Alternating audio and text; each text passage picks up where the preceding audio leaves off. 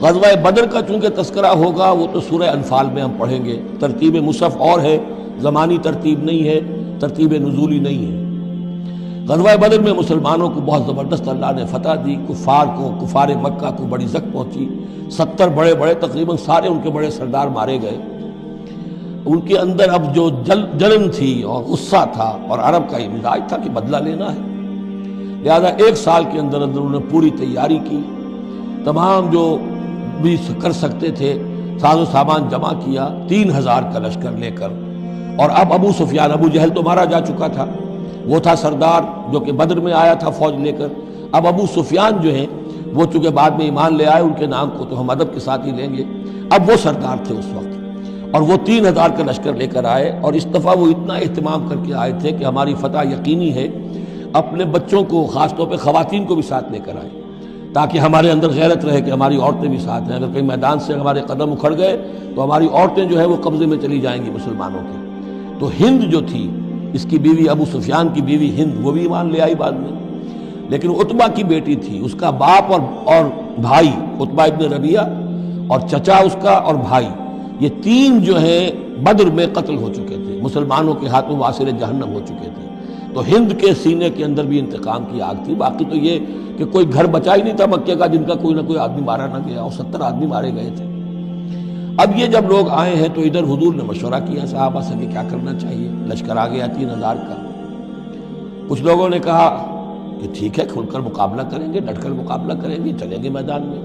حضور کا اپنا رجحان ادھر تھا کہ یہ صورتحال ایسی ہے کہ ہم اگر مدینے میں محصور رہ کر مقابلہ کریں تو بہتر ہے۔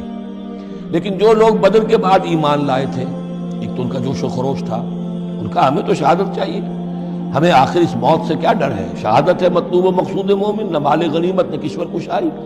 تو حضور نے ان کا لحاظ کرتے ہوئے آپ نے فیصلہ کر دیا ٹھیک ہے ہم میدان میں جائیں گے، کھل کر مقابلہ کریں گے۔ اس پر جب وہ مقابلے میں پہنچ گئے ہیں، آپ لے کر گئے تھے 1000 آدمی باہر۔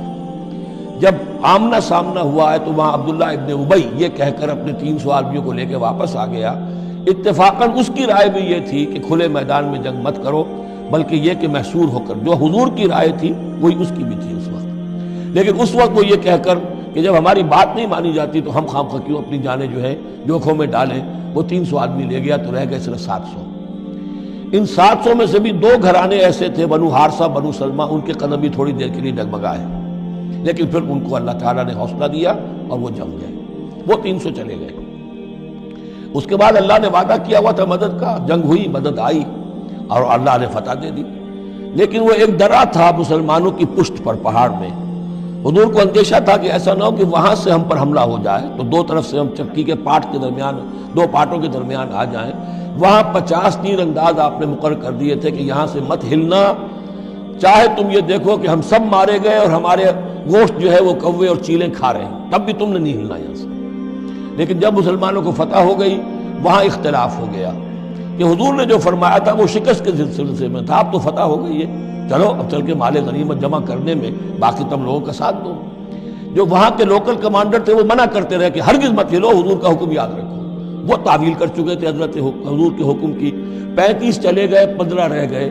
خالد ابن ولید اس وقت جو تھے، کیولری جو تھی، جو گھڑ سوار تھے ان کے جو ہے وہ کمانڈر خالد ابن ولید تھے، ایمان نہیں لائے تھے ابھی۔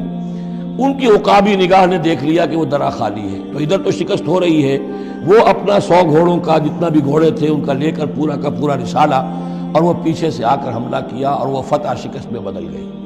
70 صحابہ شہید ہو گئے، حضور بھی زخمی ہو گئے، دندان مبارک شہید ہوئے، خون اتنا گیا کہ یہ بھی مشہور ہو گیا کیونکہ بے ہوشی طاری ہو گئی تھی کہ حضور کا انتقال ہو گیا ہے۔ لیکن پھر یہ ہے کہ ہمت کر کے لوگوں جمع ہوئے، حضور نے لوگوں کو پکارا، پھر آپ نے یہ فیصلہ کیا کہ پہاڑ پر چڑھ کر اور وہاں پر اس وقت بچاؤ کر لیا جائے، تو تمام مسلمان پہاڑ پر چڑھ گئے۔ اب موقع یہ تھا ان کے لیے، ابو سفیان اور دوسری طرف جو یہ ان کے ساتھی جو کیولری کے سردار تھے خالد ابن ولید، ان میں اختلاف ہو گیا۔ خالد ابن ولید کا کہنا یہ تھا کہ ان کا پیچھا کرو اور ختم کر کے ہی چلو، یہاں سے پہاڑ پر چڑھو۔ ابو سفیان نے کہا نہیں، یہ بہت خطرے کی بات ہے، وہ اونچائی پر ہے، اوپر سے پتھر پھینکیں گے اور ہمارے گھوڑوں کا بھی نقصان ہوگا، ہمارا بھی ہوگا، اب ہم نے بدر کا بدلہ لے لیا ہے، اب ہم چلتے ہیں۔ وہ وہاں سے چلے گئے۔ بہرحال یہ ہے پورا سلسلہ کہ جس کے اب واقعات اس میں آئیں گے، تو ایک سکیچ میں نے آپ کے سامنے